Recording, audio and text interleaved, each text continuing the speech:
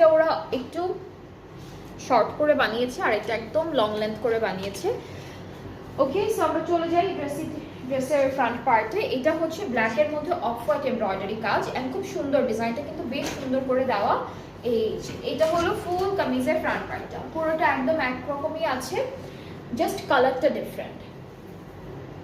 এটা আমাদের স্লিভসের পার্ট। এখন প্যানেলগুলোতে চলে যাচ্ছে, একটা একটা করে দেখাই। এটা ব্যাক পোর্শন, এক কালার লনের মধ্যে থাকবে। আর প্যানেল হচ্ছে এটা ফ্রন্ট আর ব্যাক পার্টে দামানে দিয়েছে এই ড্রেসের জন্য। এরপর এটা স্লিভস, এটা কোথায়, এটাও দামানে, এটাও মনে হয় দামানে নাকি এটা প্যান্টে। আচ্ছা, আগেরটা প্যান্টে ছিল, এটা প্যান্টে দিতে পারবেন আপনারা। এরপর এগুলো হচ্ছে সাইড, এগুলো সাইডের জন্য, এটাও ওরা দামানে দিয়েছে। আর দুপাট্টা হচ্ছে রেড কালারের মধ্যে থাকবে, খুব সুন্দর সিল্ক ম্যাটেরিয়ালের উপরে।